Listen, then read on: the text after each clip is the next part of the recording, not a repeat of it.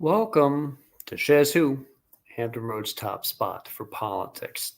Tonight is Election Day Eve, and just before everyone wraps up their votes over the next 24 hours, I want to have on a special guest that will be interest for the Virginia Beach voters of tomorrow. And a quick shout out to all that which makes this show special. And I'm going to start off, of course, with the founder of the channel itself, my wife, Andrea Dixon. Great worker for the state of Virginia now, Department of Energy and Workforce Development. Proud of her, love her. Awesome show tonight, and it's all for her. Also want to help out my good friend, Miss Ellen, who has a location in Virginia Beach and in Portsmouth for her business, Ellen's Homestyle and Barbecue Express. Great food. Also, my good friend, Mr. Seiko Varner. We were on a symposium last night talking about voting. His business is Positive Vibes Incorporated. Look it up. He also created the app, the Hampton Roads Green Book, a great location for technology-based resources to find Black and Brown-owned businesses in Hampton Roads. I also want to shout out Mr. Farley Perkins, an insurance broker, agency owner, Brightway Insurance, the Farley Perkins agencies. Got his numbers right there, email right there, used and available to get your insurance needs. Look up Mr. Farley Perkins. And lastly, ELG Sweet Boutique. Nice business here in my current hometown of Portsmouth.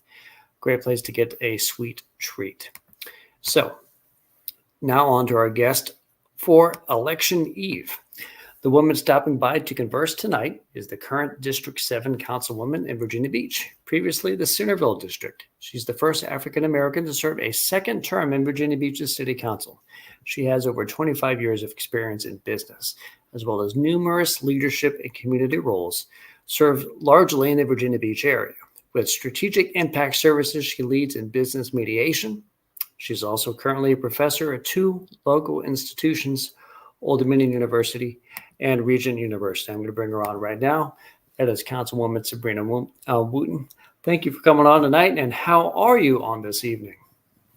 Hi, I'm doing well. Thank you for having me. It's very exciting. Just got off a call with volunteers on my team. We were discussing strategy and information for tomorrow, and everyone's very excited, and so am I. Excellent, because this is probably the night that you will get the least amount of sleep because you're going into one of those great days. It is a presidential election year, so I'm glad that you're psyched, ready to go. Let's get ready to talk some politics. So in 2018, you took a chance on a vacated Centerville seat left by Bobby Dyer. You knew your way around the city government already, working as a police chaplain, as a leader with the Minority Business Council. You get a lot of support. You won the Centerville seat for council. You repeated it in 2020. In 6 years, you're on trying to go for mayor now. So what about the mayor's seat is more enticing than holding your current council seat? Well, I think what I've learned the last 6 years is, with working with the community, it is important to be in a place where you can influence really important areas like the budget. And when you look at the budget, when you look at and other influential areas on council, it's important for everyone to know that the mayor's seat is certainly, for some people, it's ceremonial, but that role carries a lot of influence with council, working with people, but also, for instance, the budget. So the mayor and the vice mayor, they work together to prepare the budget. And so that is a key area that I think is important, given the last 6 years, not seeing where the budget has or funding has been allocated to every area of the city or specific districts in the city. And so when I look at a lot of the work that I've done with the community, looking at areas to influence and impact, like the budget, it just seemed quite natural to run for the position of mayor, to be in a position to effect impactful change. Sounds about right to me. You had strong showings in at-large races in 2018 In 2020, you received 82,600 votes in 2018 and 106,000 votes in 2020. Conversely, Bobby Dyer got about 82,200 in 2018 and 113,000 in 2020. I think you have the on par in terms of name recognition as the incumbent, and I dare say that there's some crossover votes from the both of you in those two races. So what's your take on the ability to reach similar numbers in this 2024 race, because it's another at-large race for you? Mm. Yeah, it's the numbers that you quoted are substantial because in 2018, I was a new candidate. No one knew who I was. But in spite of that, I was able to garner over 82,000 votes at large. And then in 2020, coming back and garnering over 106,000 votes throughout the city. And so when I look at those numbers continue to increase each time I run. And so for this race, I expect the same trajectory, that those numbers will continue to go up in terms of, this race between myself and Bob. That's what the data shows. It's between me and Bob Dyer. And so I'm very confident, though, that the numbers, as we've seen in the past, will show an increase. And I think when people go in to vote, and some who've already voted, they're going to vote for change. All right. All right. We've got our first comment of the night from Mr. Duke White. Thank you for commenting on the show. You have been one of the foremost voices for significant changes in Virginia Beach policy the past couple cycles, namely Virginia Beach equity, Virginia Beach disparity studies, district voting, flooding funding, collective bargaining. What have you been most proud of in your 6 years? No, and all the things that you have listed have been very important initiatives from the community. And so, what really makes me most fulfilled is to know that I've had an opportunity each time to address each of the areas and accomplishments that you've mentioned with the community. And so this campaign, and as my leadership will continue, it will be in tandem with the community, putting their priorities first, making sure that I am addressing areas like preserving their neighborhoods, making sure that there's effective use of tax dollars and addressing overspending, ensuring that Virginia Beach is affordable, making sure I support our city workers, our public professionals like our EMS, fire, police officers, our teachers, making sure that they have fair wages, benefits, and supporting collective bargaining, but also priorities like ensuring that we have a sustainable environment, preserving our natural resources, preserving our waterways, and then making sure that our youth have important opportunities and we invest in our youth to ensure they have opportunities to stay in Virginia Beach and to build a life and to certainly go after really important careers and have a successful life in Virginia Beach. So those are some of the areas that I will be working with the community to focus on. And so I'm most fulfilled that I've had an opportunity to work with the citizens in the past to fulfill their priorities. What have been your most difficult challenges in your 6 years on council? Well, the last 6 years on council, there is from just becoming someone new in the office in 2018 to, becoming to the point where I'm running for mayor. I think one of the most challenging things I've seen is just really making sure the process, is open for everyone, for residents, and ensuring transparency for residents, making sure that people know that the government is there for them, to serve them, for the people and by the people, and making sure that people understand the government is not there to and they're not out to get them, but the government is there to serve them and to be being the most transparent as we can so that they know that they have every opportunity to come to city government, to have questions answered, to advocate for their concerns. And so for me, that's very important. And that has been a challenge, making sure people understand that this is an open process in government and finding ways to make sure that everyone has an opportunity to participate. Now, looking ahead, you win. You're sworn in as mayor of Virginia Beach. What are the biggest things you want to lead on in 2025? And so, what I've done the last 8 to 9 months, I've been talking to residents throughout the city of Virginia Beach and gathering more insight into their priorities. So, what I will do is take those priorities, I've mentioned a few of them already. Um, I would say the most important thing I see people talking about is the budget. It is effective use of their tax dollars and addressing overspending. And so that's a key fundamental area that I will be focusing on. I will also make sure that I prioritize tax relief for citizens, for our seniors, for every working resident in Virginia Beach, making sure that we find every opportunity in the budget to provide that much needed tax relief.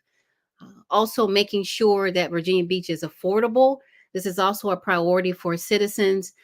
Looking at affordable housing, that's a part of it, making sure we have every avenue and opportunity to work with our partners to make sure that we have increased our inventory of affordable housing, making sure that people have opportunities to have access to that affordable housing, and making sure when we talk about partners, we're looking for partners like nonprofits who have land, who want to provide affordable housing to people in Virginia Beach. And so those are some of the areas that I'm certainly going to take on to work towards. I will have a 100-day plan that I will put out for the community so that they can see, based on the feedback and priorities I received from them the last 8 to 9 months, I will use those priorities in a 100-day plan to start off to address the concerns and priorities of citizens.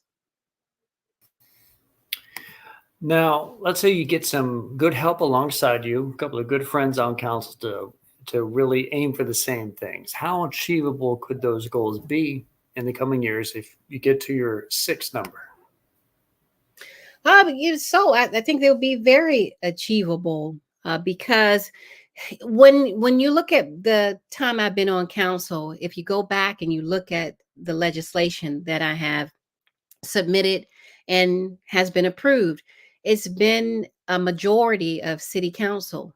And so even in 2018, throughout my tenure on council, I've always been able to pass legislation with more than with 6 votes, and I don't see that being a problem in the future. Most of the time that I've passed or presented resolutions and legislation and ordinances, the body, the majority approved it. And so that's my track record. And I do plan to continue that record, working with people, working with some new leaders, because we will probably have several new council members come on to council. And as a former mediator, I have the skill set to talk with people of all different backgrounds, reach across the aisle, and work together for the things that are important to the residents of Virginia Beach. Now, I was at a symposium last night with a woman in the area who is leading a business in cannabis related products. Should Virginia Beach be one of the East Coast hubs for a growing industry in that field, among other growing industries too? So you may know that I held the first town hall for cannabis in Virginia Beach. And I worked with the government agency just to talk about viable opportunities, because when we do get the right leadership in the General Assembly and the governor's seat, we do have a strong opportunity, a potential opportunity to do just that. And so my thought has always been that Virginia Beach be proactive, looking at opportunities such as this, vetting those opportunities and seeing how they would fit into Virginia Beach's um, landscape in our economy. And so certainly I believe it is a viable opportunity. And I believe that Virginia Beach, with the task force that we have for cannabis and having that town hall and doing the research, I believe Virginia Beach is in a good position to be proactive going forward as it relates to cannabis. Speaking of that symposium and that woman, she's actually just commented right here, Tiffany Jenkins. How would you encourage economic revitalization in areas that are currently economically disadvantaged? What is your approach to supporting that? So I really believe that, the disparity study was really important in highlighting areas of that are challenging in Virginia Beach and disparities in Virginia Beach. And so, what I have done these last 6 years is I've made the recommendations of the disparity study a priority in the city, and in the city with our staff, where they are making sure that small women, minority, and service disabled veteran business owners have access to contracts and doing business in the city and with the city of Virginia Beach. And so that study highlighted a lot of those areas. So I've made it a priority one, and then worked with the body, city council, to pass all 15 recommendations. And what right now, what we see is trending up in the numbers in terms of the disparity in minority businesses and women-owned businesses, Black-owned businesses. We see that there is a increase in contracting with these groups, and so that's important. In terms of other areas, I think it's important. The disparity study helps open up opportunities, and what I really see is bringing opportunities for people to be educated about what is available, because I notice a lot of people don't really know all of the resources available to them in the city of Virginia Beach. So providing education and awareness is going to be important. And I do that now with the Ignite Business Series. I've been hosting them since I've been on city council, and that's brought education and awareness to the community, to provide opportunities to people in those areas. And in so educating and providing those opportunities have actually helped a lot of business owners connect with the hive, connect with economic development, um, to make sure that those opportunities uh, they were able to connect people with those opportunities, and people were able to expand their businesses under my leadership. And so I will continue to do those things, and I will continue to look at our contracts in city government and making sure that people are getting a fair opportunity to participate in contracting, as well as making sure business owners have an opportunity to gain the necessary tools, whether it be capital, whether it be marketing, and other tools to enhance their businesses. I will be on the forefront advocating for that. And I will put together a business council for people to be a part of, so that I'm listening to some of their concerns and make sure what I'm doing aligns with their needs so that they can be successful.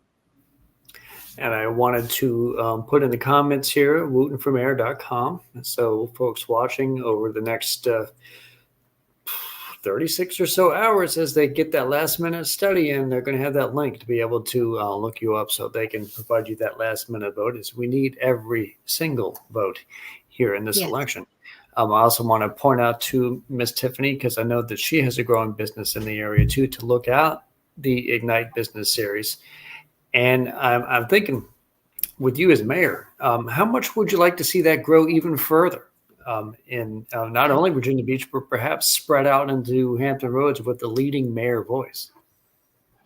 Sure. I believe the Ignite Business Series is bigger than Virginia Beach. And when I first came onto council, that was always my goal, to work with all of the surrounding cities to collaborate and to provide opportunities for everyone. And I think the Ignite Business Series uh, will be a tool, if you will, to help me do that, to make sure that we're communicating with all the cities and we're working together in each city to provide opportunities, because business is certainly from city to city. And so we have people in Virginia Beach, who are doing business in Norfolk, and people in Norfolk doing business in Virginia Beach. And so collaborating on ways to make things, to improve processes for business owners, to improve resources for business owners will be important, working across those borders from city to city. So definitely I have a regional perspective when it comes to business. Going into 2025, I'd imagine that we could have another couple cracks at some stuff, perhaps formalizing the district voting system, maybe with a referendum, maybe expanding the investigative review board, collective bargaining, give that another go, because that was something I went there that night to speak on. Do you think that 2025 might have a fresh optimism to all of those things, to being a lot better and more successful now?